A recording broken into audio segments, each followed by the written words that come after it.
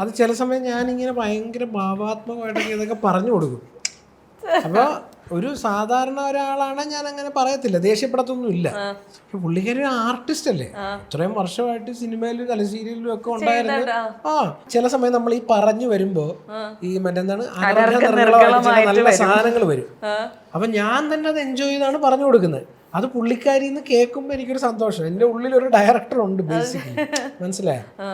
പക്ഷെ പുള്ളിക്കാരി ചിലപ്പം ഒരു ബന്ധവും ഇല്ലാതെ വേറെ സാധനം പറയും.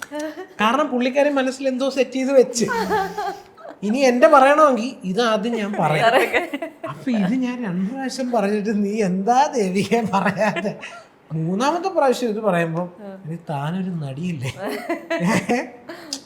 ഞാൻ എക്സ്പെക്ട് ചെയ്യുന്ന അതുകൊണ്ടാ. നമ്മൾ നമ്മൾ അപ്പപ്പ ജീവിക്കണം എന്ന് പറയുന്ന അല്ല, ഞാൻ കുറ്റല്ല പറയുന്നത്. നമ്മൾ അപ്പപ്പ എന്ത് ചെയ്യുന്നു അതിനെ ആസ്വദിച്ച് ജീവിക്കേണ്ട ആളല്ലേ. ഞാൻ അഭിനയിച്ചപ്പോൾ അഭിനയം ആസ്വദിച്ചിരുന്നു, ഡാൻസ് ചെയ്തപ്പോൾ ഡാൻസ് ആസ്വദിച്ചിരുന്നു, യോഗ ചെയ്തിട്ട് ഇപ്പൊ ഞാൻ കുടുംബജീവിതം ആസ്വദിക്കും. അപ്പൊ ഞാൻ ആക്ച്വലി മറന്നുപോയി ഞാൻ അഭിനയിച്ചുകൊണ്ടിരുന്നതോ. ഇതൊന്നും എനിക്ക് ആരെങ്കിലും ചോദിക്കുമ്പോൾ മാത്രമേ ഓർമ്മ വരുന്നുള്ളൂ. അപ്പം ഞാൻ മുമ്പെടുത്ത് പറയും, ഞാൻ 2 കുട്ടികളുടെ അമ്മയാണ്, എനിക്ക് ഇത്തിരി മറവിയൊക്കെ ഉണ്ടായിരിക്കും. കാരണം ഈ കുട്ടികളതൊക്കെ ചെയ്തിട്ട് ഞാൻ വന്ന് നിൽക്കുമ്പോഴത്തേക്കും ഞാൻ ഭയങ്കര മറവിയാണോ. ഇപ്പുറത്ത് തിരിഞ്ഞ് ഞാൻ ഫ്രിഡ്ജ് തുറന്നു വെച്ചോണ്ട് വെയിറ്റ് ചെയ്യും. ഞാൻ എന്തിനാ ഈ ഫ്രിഡ്ജ് തുറന്നത്, ആ രീതിയിലുള്ള മറവിയാണ്. അതൊക്കെ കുറച്ച് കഴിഞ്ഞാൽ വന്നോളൂ. ഞാൻ ഇപ്പോഴേ ഇത് മിസ്യൂസ് ചെയ്യാന്ന കൂടെ ഉള്ളവരൊക്കെ പറയുന്നത്. വന്നോടും.